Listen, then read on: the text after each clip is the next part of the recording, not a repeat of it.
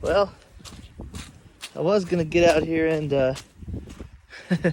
look at this trailer a little bit, but and I was supposed to deliver that car today. That's not happening. So I was gonna get an idea of what I wanted to do with this trailer, as far as what I wanted to fix on it.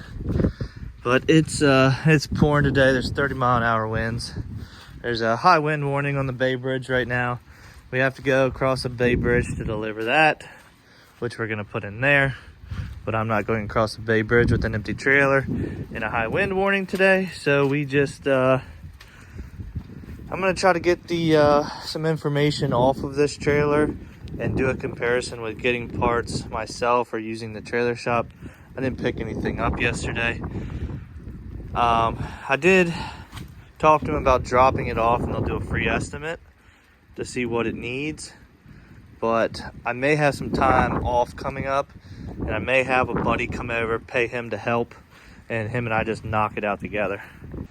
Which will save me a ton of money, because if I can get the parts for probably half of what the trailer shop sells them for, and then you know, pay my buddy on the side to help me that's a mechanic, might end up saving me some money. But my only thing is being without the trailer. I can't be without it too long, because if something pops up, I'm gonna need to get it done. Well, let's see if we can get this old girl fired up today. Get it delivered finally. It's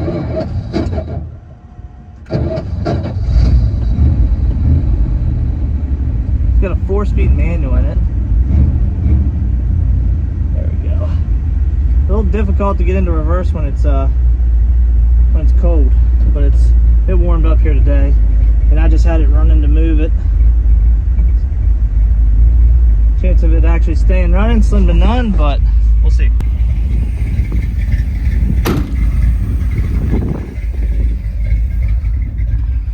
Taken to this guy's shop, assuming it's probably going to get fully restored, but we're going to stuff it in the small enclosed.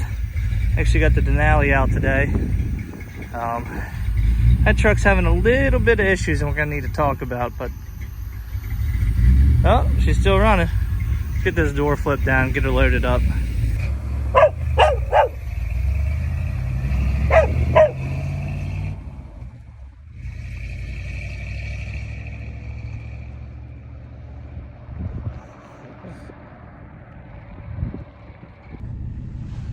It's okay, I ran all the way to Tractor Supply. Thankfully isn't that far.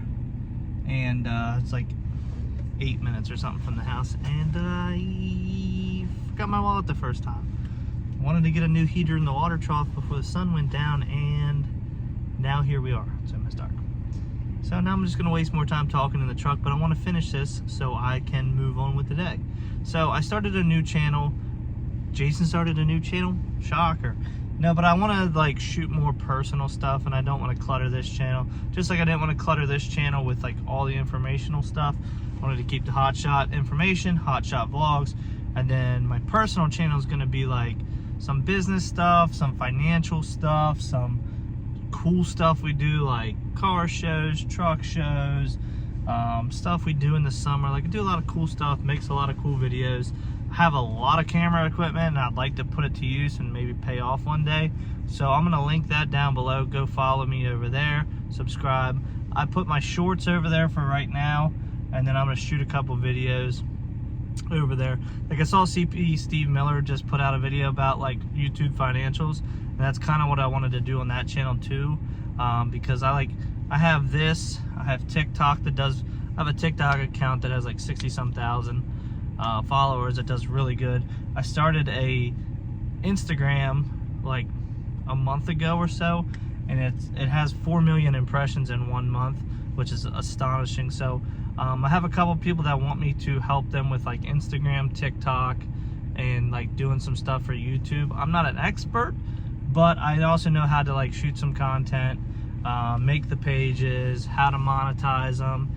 Even if I'm not making a lot of money, like could end up helping some people. It might be a part of one of my paid gigs that I do to spend more time at home, stuff I can do from the office without physically being on the road. But with that being said, I'm gonna run into Tractor Supply here. I'll see you guys tomorrow. Well, good morning. We're gearing up for another trip. I actually broke my jack handle, so I had to get a new one, which I'm pretty sure I broke the handle because this jack over here was froze up. Now the previous owner, see how bent that is? He must have had the jacks on the ground and it's like started to pull away. So you can't actually lower the jack, like the spring-loaded portion.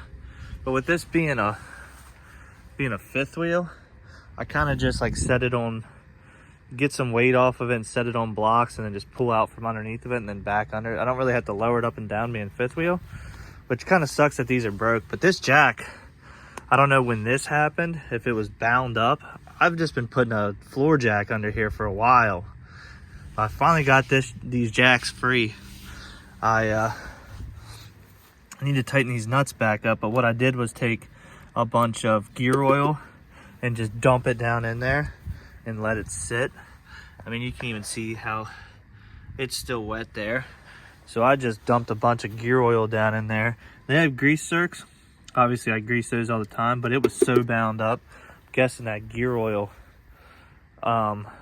really helped it. But what I did was, to get them free, I actually had a socket I put on here. I drilled a hole through the socket and I put a bolt through it and I hit it with my big impact, and I hit it like for probably, I don't know, 15-20 seconds, and then all of a sudden that jack just, like, I couldn't turn it by hand enough, and that may be like what broke the original jack. But I hit it so hard and then the jacks just started spinning and went, and now you can see, I mean, really no effort at all. So got that fixed, but we're just dropping this to hook to the enclosed now.